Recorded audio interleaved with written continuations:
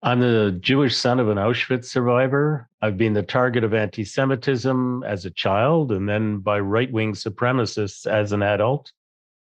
A founding member and steering committee member of Independent Jewish Voices, I helped develop and help teach IJV's workshops on anti Semitism.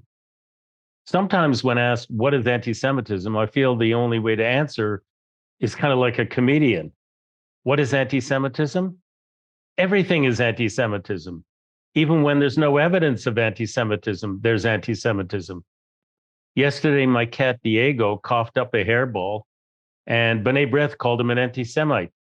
Then the newspapers picked it up, and then the prime minister, 5 cabinet ministers, 3 provincial premiers, and the mayor denounced him.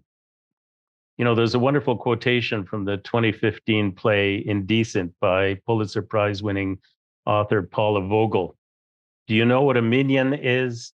It's 10 Jews in a circle accusing each other of anti Semitism. The epithet is spewed so promiscuously, you'd think it no longer means anything. Yet it still packs a poisonous punch. British historian Stephen Beller explains accusations of anti Semitism are rhetorically very powerful because as soon as you label someone anti Semitic, you can dismiss them and their arguments as irrational, as insane, and hence they don't have to be taken seriously. Or, alternatively, have to be taken extremely seriously as a threat not only to Jews, but to the whole of society.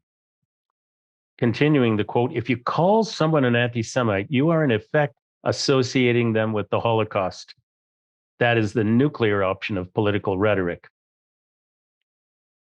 The following are what anti Semitism is not.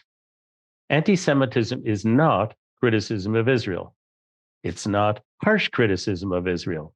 It's not unfair criticism of Israel. And it's not even necessarily incorrect criticism of Israel.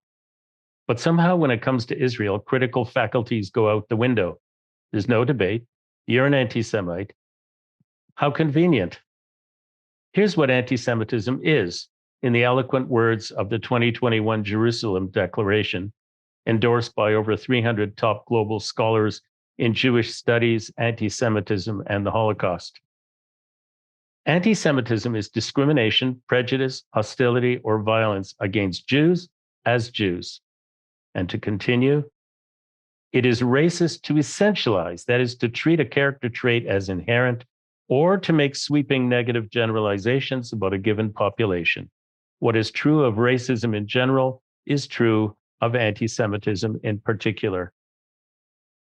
I would add that the mirror image of anti Semitism or philo-Semitism is also a form of bigoted stereotyping and can be equally dangerous. Not only, of course, to Palestinians, but to hundreds of people worldwide and in Canada since October 7th, who've been called out, canceled, shut down, suspended, fired, blacklisted, and doxxed. In short, a campaign of nothing less than civil terror. This, while the US-based Anti-Defamation League has for years listed Canada as one of the least anti-Semitic countries in the world. Anti-Semitism has been on the rise for several years, but not independently. Rather, commensurate with the rise in white nationalism that targets many in addition to Jews.